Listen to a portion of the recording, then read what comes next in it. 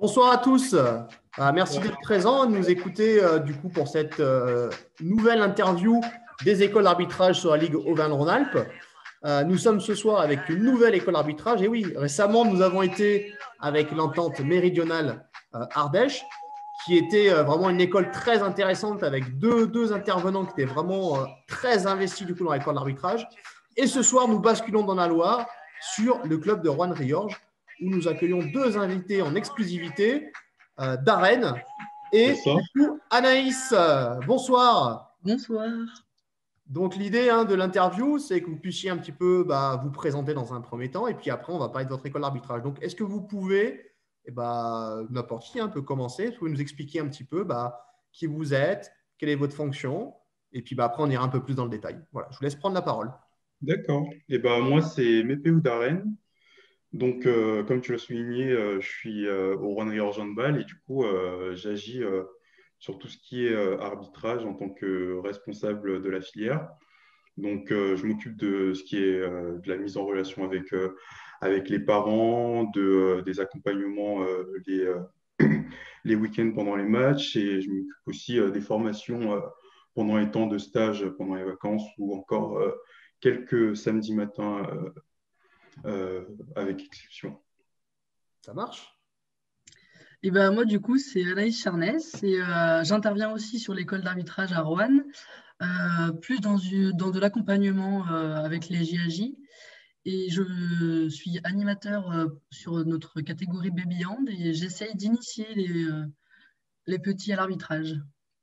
Ah, très intéressant. Est-ce que du coup, vous pouvez nous dire, alors là, on en sait un petit peu plus sur votre fonction, mais du coup, comment vous êtes retrouvé finalement à vous investir sur cette école d'arbitrage?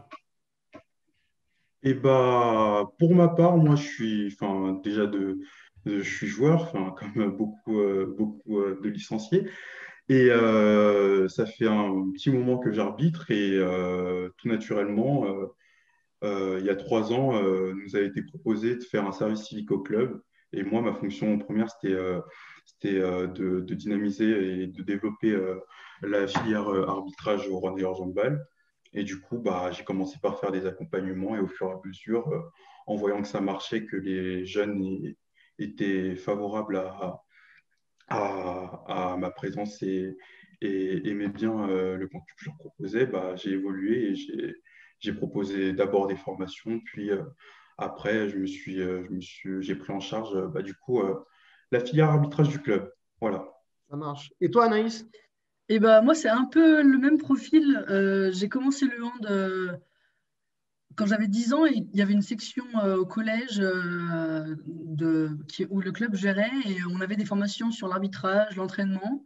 Et j'étais aussi joueuse et du coup, tout de suite, j'ai plutôt accroché à l'arbitrage et j'ai continué là-dedans. Et puis, comme Darren, on a fait un service civique et après, du coup, il y a eu des formations qui se sont offertes à nous et du coup, j'ai passé la formation pour être accompagnateur. Ça marche. Et Alors, à si j'ai côté de bien ça, compris, vous allez même plus loin, puisque vous arbitrez tous les deux, non? C'est ça? Ouais, on arbitre tous les deux. Ouais, ça. c'est ça. On essaye d'arbitrer tous les deux. On est. Depuis 3 ans à peu près. Ouais, en fait, on a le même âge, du coup, on a suivi un peu le même parcours de formation au niveau des comités et tout ça. On était dans la même catégorie d'âge, mais on n'était pas encore en binôme ensemble. Et c'est vraiment réellement depuis 3 ans, donc depuis qu'on a commencé le service civique respectivement, qu'on a commencé à se dire qu'on pouvait peut-être se mettre en binôme et peut-être viser à s'améliorer tous les deux, quoi, à s'améliorer ensemble. Ouais, c'est plus que ça, parce que vous êtes quand même sur le groupe Avenir Aura, donc c'est globalement le groupe des jeunes potentiels qui vont arbitrer par la suite les meilleurs matchs en région et qui peuvent, d'ici quelques mois, quelques saisons, éventuellement basculer sur le niveau presque fédéral. Donc, c'est un peu plus que le début de pratique, on va dire. Ah, ouais. Mais on espère aller le plus loin possible après ensemble. Mais... Là, c'est l'objectif. On a mis dans la vie, on aime arbitrer, on aime passer du temps ensemble. Donc, l'objectif, c'est d'aller le plus loin si possible. Après, on a les formateurs qui sont là derrière pour nous pousser, nous apprendre le maximum. Donc, il n'y a pas de raison que ça n'aboutisse pas, j'ai envie de dire, quoi. Ça marche. Alors, on a parlé de vous. On va parler un petit peu de votre école d'arbitrage. Donc là, si j'ai bien compris, hein, si j'ai bien suivi, avec ce que vous avez fait, les actions que vous avez menées l'année dernière, mais sur les autres années aussi, hein, il y a un gros travail qui a été fait, comme vous l'avez dit. Vous avez eu le label or, du coup. Est-ce que vous Exactement. pouvez nous en dire plus? Pour vous, est-ce qu'il y a eu des choses, qu'est-ce qui a fait que vous avez ce label? Et quand on se dit on a un label or, finalement, non, on est arrivé au bout. Non, il y a certainement des choses à travailler. Est-ce que vous pouvez nous en parler? Je vais laisser commencer Anaïs parce que c'est un peu sur la partie initiée qu'on s'est démarqué pour l'obtention de ce label or et c'est une des actrices principales de cette réussite-là, je pense. Ça marche? Et bah ouais, enfin, l'avantage au club, c'est qu'on a plein de jeunes qui veulent arbitrer et qui sont à fond au démarrage. Donc, l'initiation, en fait, elle se fait avec plaisir parce que moi, quand j'entraîne, j'ai toujours plein de gamins qui veulent arbitrer. Donc, c'est toujours un plaisir de leur donner de quoi progresser. Et c'est vrai que sur l'initiation dans l'école d'arbitrage, on a beaucoup de jeunes qui veulent prendre le sifflet. Donc, c'est toujours plaisant de les faire progresser. C'est top. Vas-y, vas-y. Et là où on a peut-être un peu plus de mal, du coup, c'est sur le fait de les fidéliser jusqu'à la fin pour progresser encore plus après et essayer d'aller plus loin que juste le GAJ Club. Et c'est là où on a un peu plus de mal et on a de gros progrès à faire. Ouais, ouais, c'est là où je rejoins Anaïs en disant que du coup sur la partie initiation, on est quand même assez performant dessus, ce qui justifie notre action.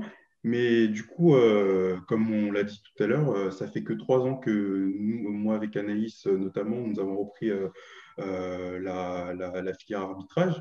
Donc, tout simplement, on initie les jeunes. On a essayé de faire une école d'arbitrage à notre image, entre guillemets. On a des attendus spécifiques à nous, ce qui nous touche, et de par notre expérience en comité ou en ligue, on sait un peu ce qui est important et ce qui peut faire que les arbitres se sentent bien dans la rencontre.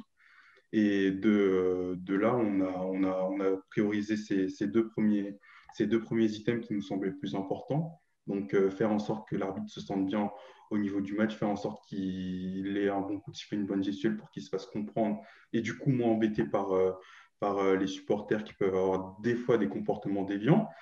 Et après, du coup, c'est sur cet aspect de la fidélisation, on a encore des progrès à faire au niveau notamment de la communication, peut-être au niveau du site internet qu'on est en train de voir pour remettre à neuf. Et voilà quoi. Et c'est en projet, on est en train de réfléchir à ça et pour que les générations qui arrivent, la grosse génération qui arrive au niveau arbitrage puisse avoir les meilleurs outils pour progresser, quoi. Ça marche.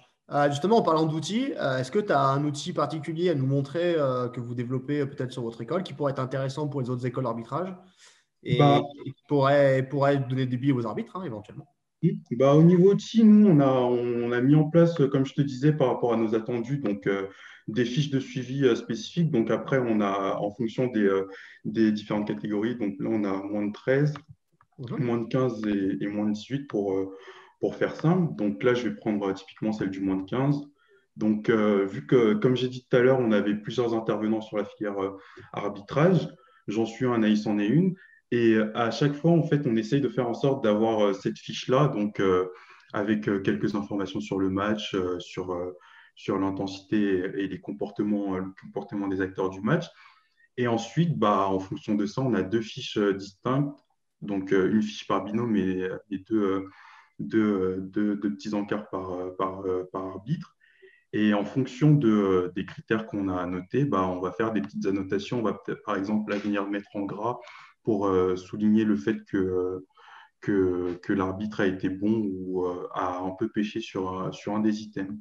Donc, on a le respect des règles avec quelques petits items ici. La gestuelle, donc la communication qui nous semble être dès le plus jeune âge, une des choses les plus importantes pour quand même faire en sorte que l'arbitre se fasse comprendre et qu'il n'y ait pas des réactions dans le public du genre qu'est-ce qu'il a sifflé? Parce que c'est souvent ce qui, nous en tout cas, c'est ce qui nous a choqué, le fait que les parents les parents ou les gens qui sont dans le gymnase ne comprennent pas forcément ce qu'ils ont sifflé. Et souvent, c'est la raison principale pour laquelle ils pestent contre les arbitres. Et nous, on a décidé, on a pris le parti pris de couper directement l'herbe sous le pied en faisant en sorte de s'attarder sur ces points bien précis, quoi. Donc voilà, après, on a la fin du tableau. On a un petit item pour l'équilibre du binôme et un petit bilan que après, moi, je synthétise de mon côté pour pouvoir proposer des formations qui conviennent à ce dont les arbitres ont besoin à l'instant T, quoi. Ouais, c'est intéressant. Alors, ce qui est intéressant, c'est qu'en plus, tu fais des propositions. C'est-à-dire que même quelqu'un qui est un accompagnateur, on va dire, débutant, il pourrait déjà avoir des indications et cocher assez rapidement. Donc, ça c'est assez intéressant. Exactement. Tu nous montres 3 types de fiches. Est-ce qu'il y a des différences entre ces 3 fiches, 15 et 18? Bah après, comment dire, on va être plus sensible sur certaines choses. L'exemple flagrant, c'est à partir du moins de 15, on va commencer à aborder cette notion de lecture du jeu. Parce qu'il faut le rappeler quand même, la protection du jeu, c'est quand même important dans, dans, quand on arbitre, on a aussi une mission de protection de jeu. Et ce qui va être important, c'est de voir s'il a déjà cette sensibilisation à partir du niveau moins de 15. Est-ce qu'il arrive à pouvoir doser le fait qu'il faille laisser avantage ou revenir à la faute. Donc voilà. Et 18, du coup, donc là, tu as ouvert un espace qui est, en gros, plus on va monter en catégorie, plus on va développer cette lecture de jeu, c'est ça? Et en 18, Ouais. est-ce qu'il y a des éléments supplémentaires encore? Après, il y a pas vraiment d'éléments supplémentaires, mais c'est juste dans la façon d'annoter, on va être un peu plus pointilleux sur certaines choses, mais on a préféré ranger en différentes classes pour savoir où est-ce qu'on se situe. Donc voilà. Impeccable. Ok. C'est pas mal, hein. Ça fait pas mal de choses déjà que vous faites en place. Alors moi, ce que je retiens surtout, c'est la philosophie, hein, parce que vous êtes tous les deux services civiques, vous avez beaucoup parlé de gestion de l'environnement, notamment en lien avec des points clés, hein. Alors, la fidélisation, pardon. Donc ça, c'est clé. Et puis, il y a d'autres points, hein. Moi, je pense que, alors, vous le marquez pas, mais vous en parlez en permanence, c'est le savoir-être, hein. Le savoir-être, le comportement ou autre. Et ça, je trouve que c'est particulièrement clé dans votre école d'arbitrage. Moi, en tout cas, j'ai des échos comme quoi que quand les équipes viennent chez vous en termes d'arbitrage, ça se passe très bien. Au-delà du fait que les jeunes soient accompagnés, il y a un comportement des arbitres qui est vraiment identifié comme très correct et le niveau d'arbitrage est plutôt bon. En tout cas, j'ai eu très, très peu de retours négatifs sur des matchs jeunes. Donc ça, je pense que c'est à souligner, c'est que tout votre travail paye, aussi bien aussi par l'approche interne au club, mais aussi le fait de dire que quand une équipe, on sait qu'elle vient chez vous, l'arbitrage est plutôt bon, les joueurs globalement se sentent sécurisés, que l'équité sportive, elle est assurée. Donc ça, à mon avis, c'est quelque chose qui est clé. Et moi, j'ai le souvenir, hein, qu'on avait pu échanger tous les deux d'arène. La première question que tu m'avais posée, tu avais eu un souci avec un entraîneur, et la première question que tu m'avais posée, c'était de dire, mais est-ce que j'ai fait mal mon boulot ou pas? Et on avait échangé. Et en fait, Ouais. on s'est rendu compte qu'il y a des choses qu'on peut maîtriser, il y a des choses qu'on peut faire évoluer, puis il y a des choses, des fois, on ne peut pas. Donc, à un moment donné, la remise en question, c'est quelque chose qui est clé chez vous, en tout cas pour tous les deux. On voit évoluer aussi sur l'arbitrage. Mais il y a un autre point, à un moment donné, on ne peut pas non plus répondre à tout. Et en ça, vous êtes très intéressant parce que vous arrivez malgré tout à prendre du recul sur vous et surtout à avancer, progresser. Et ça vous servira aussi bien dans votre école d'arbitrage que dans votre arbitrage, que dans votre développement personnel. Et par rapport à ça, vous êtes vraiment, vraiment atypiques tous les deux. Et c'est pour ça qu'on voulait faire un petit focus avec vous ce soir. Voilà. On a fait notre petit entretien. J'espère que ça a été. J'espère que ça a pu donner des petites idées aussi aux autres écoles d'arbitrage. Et puis, on va continuer, nous, notre petite tournée des écoles d'arbitrage du coup sur Aura. De temps en temps, on va interroger des bénévoles, on va interroger des arbitres. En tout cas, voilà, on continue les entretiens et puis on mettra ça sur le site de la Ligue Aura. Merci à vous. Merci Merci à toi. Merci à toi de du la coup, sollicitation. toutes ces informations et ces éléments transmis aux autres écoles d'arbitrage. Mm. Et on se retrouve du coup une prochaine fois. On se retrouve très vite. Allez, Merci salut. beaucoup. Allez, à plus. Salut, à bientôt. Ciao.